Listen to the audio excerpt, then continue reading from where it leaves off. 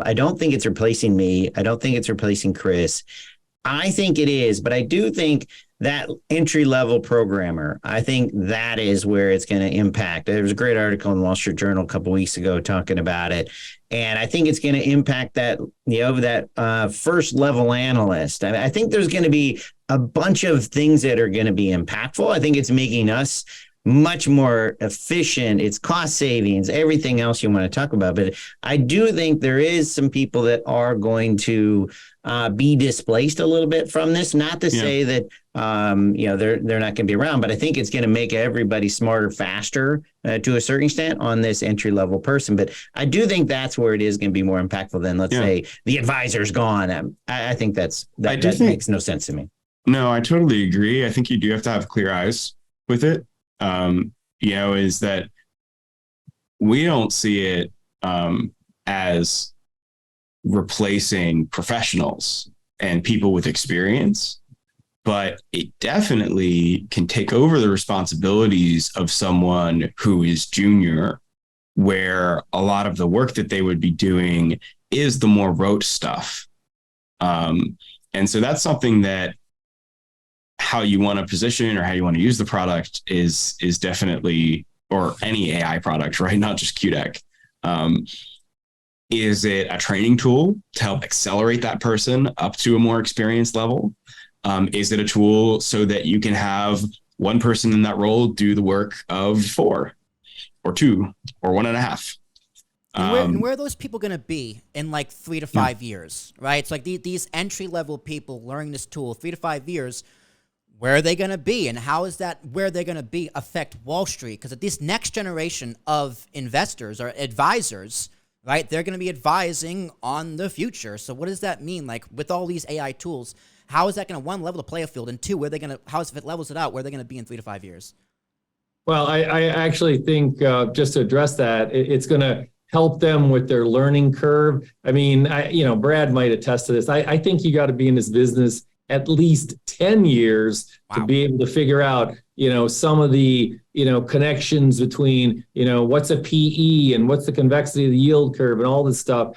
And, so I think for the new advisors, it's going to help shorten the learning curve dramatically, as far as introduction to the technical terms, introduction into the relationships between, the markets, currencies versus fixed income versus equities. So I see it as a positive because, nowadays to sit down, I kid, about my kids going to YouTube University. But, I see this where you can say to a young advisor, I need you to learn about, the energy sector and what the earnings forecast for the next couple of years is. And the person, instead of taking 3 days to figure it out and read up and do some research, can come back to you in 3 hours. And I think it's going to help the young advisor, really shorten that learning curve, which, it's a long learning curve in the financial industry. I'm still learning every day. So let me ask you this, Chris, with the YouTube University, right? I use YouTube University. YouTube University is phenomenal. Yeah. So if I can use AI or YouTube University, why do I need an advisor, right? If tools like this are so handy and useful, is this something that the public can use, or why should an RIA use this as opposed to general public? And how is that going to make them, both the client and the advisor, get ahead? Yeah, I think you're onto something, because a lot of people have asked me the same thing. And I always draw the analogy. We're getting into NFL football season, training camp starting this week. And I always say to people, when you watch a professional football team and you see there's like 50 players on the sidelines, but there's like another 50 people on the sidelines, those are all coaches, linebacker coaches, wide receiver, quarterback coaches, etc.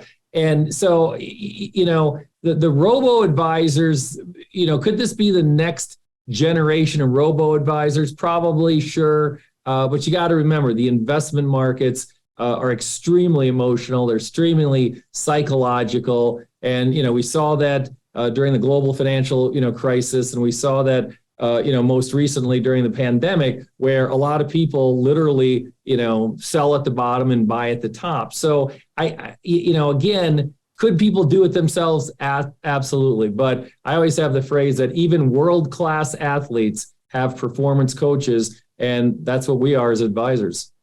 I think it comes back to what do we do, right? What's the value of an advisor? And I think there's no doubt we do this 50 hours a week, and we know a decent amount about the markets and what's going on. And obviously the emotional side, like Chris was talking about, I think that's incredibly important. And obviously the tax management, the estate planning, and all those things.